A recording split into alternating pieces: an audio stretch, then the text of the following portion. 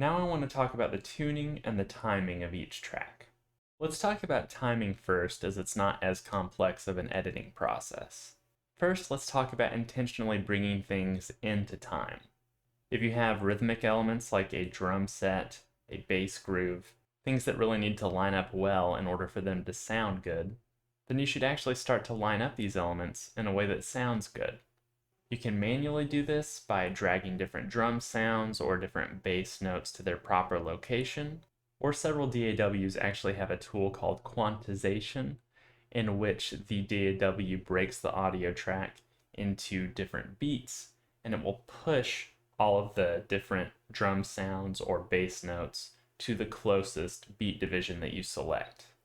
Be very careful with both of these methods, as the goal isn't necessarily to get the perfectly quantized song. That can end up sounding very unnatural to people. When you're quantizing specifically, you're usually given the option to keep it slightly imprecise, so that it's not bringing everything perfectly to the beat division, but it's kind of leaving some human elements to the recording. Now we can talk about intentionally bringing things out of time. A lot of people might wonder why you would even want to do that. Let's say you've recorded two guitar parts and they're both playing the same chords. Maybe they're voiced differently, maybe the chords are voiced the same, but either or, if they're perfectly matched in their time, then it can really end up seeming like they're just creating one louder block of sound, especially if they're both panned to the center of the mix and not separated on the left and the right. One way to assist in the separation of these two tracks is to actually delay one of them just slightly, maybe by a few milliseconds.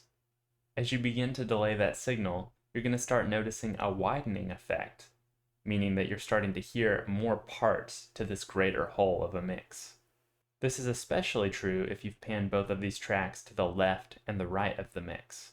Not only would they seemingly be located in different places in the listening space, but they'd also be imperfectly timed, adding to the feeling that these are two separate parts playing. Now let's talk about pitch editing.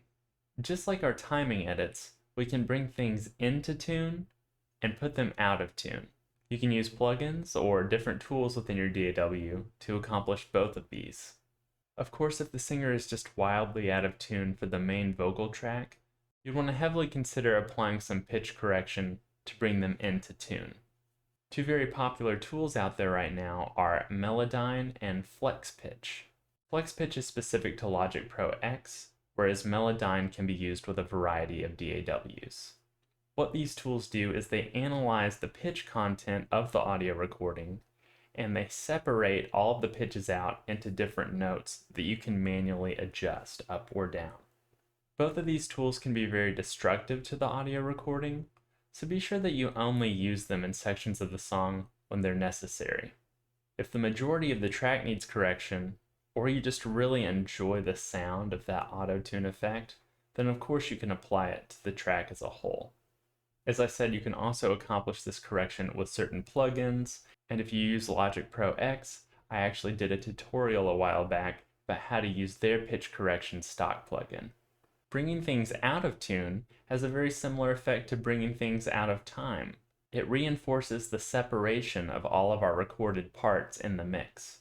Even if you're not going to want to apply detuning effects to two separate parts of the mix, like how we shifted the time of those two guitar parts earlier, you can consider making copies of a certain track that you want to sound bigger and more reinforced, and then slightly detune those copies to give the effect of several people singing or playing that part at once.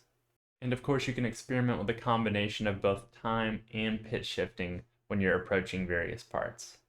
At the end of the day though, as you're employing these methods, you're giving the listener more things to think about as they listen. Just remember to only employ these techniques when you need to bring things in line with one another, or when you need to reinforce or widen certain parts of the mix.